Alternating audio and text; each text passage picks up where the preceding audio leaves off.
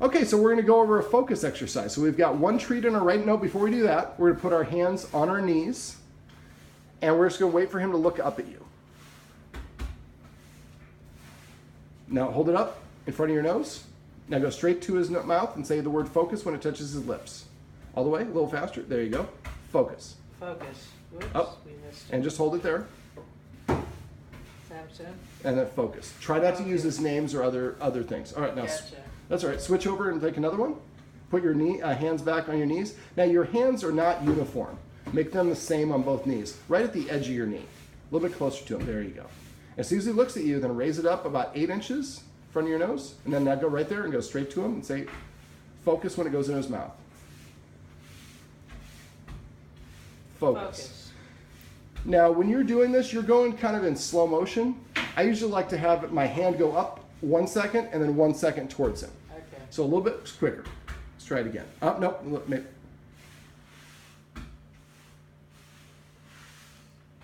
Focus. Focus. That was better. Can you put your knees about shoulder width apart? Spread your feet as well. A little bit more uniform. There you go. That makes it a little bit easier. All right, now transfer a treat.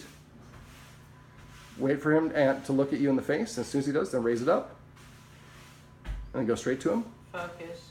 That you said focus before it went into his mouth. We want to wait until it touches his lips. That's okay. This is why we practice. Let's do another one.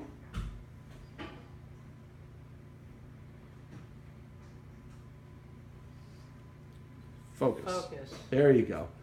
Now, he's already starting out just staring at you, which is unusual. Most dogs are looking more for the treats. Now, he's laying down here.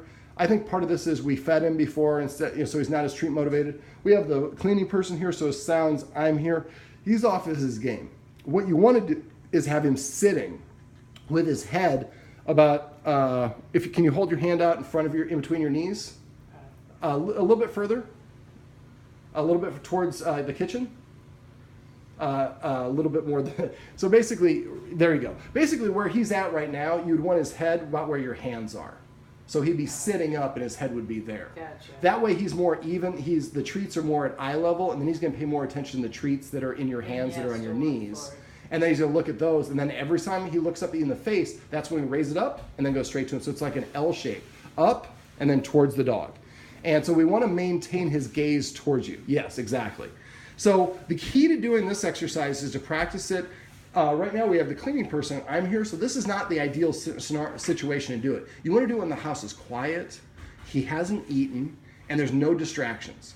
And you want to keep on doing it to the point where he's just sitting up looking at you right away. He's not even looking at your hands. Then what you want to do is you want to do it when the TV is on, when the radio is on. At first, very low volume, and then gradually start increasing the volume. Now, it should be just on normal non-dog stuff, but because he's dog reactive, what I'd like you to do is record like the dog whisperer or get a DVD of a dog, something with dogs barking in it. And then I want you to start practicing this exercise while that's playing in the DVR or the DVD player at volume 2. And then you do it next time at volume 4, and next time at volume 8. And you gradually are going to make it a little bit louder. You don't have to double it each time, but make it a little bit louder progressively until you get to the point where it's so loud it sounds like you have a bunch of dogs barking in your house, and he is able to filter through it and ignore it and focus on you. Now remember, these should be 1 to 2 minute practice sessions. I would just grab yourself maybe 10, 12 treats, do 10 or 12 treats, then go about your day. Then an hour or two later, do it again.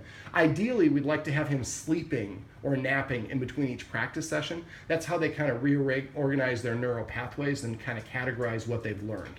So by practicing this exercise under, like I said, easy situations first, and making gradually more and more challenging, eventually when you see a dog coming, you say focus, he's going to turn and look at you as you walk by the other dog. He's looking at you, waiting for you to give him the treat. So that is how we teach our dog to focus.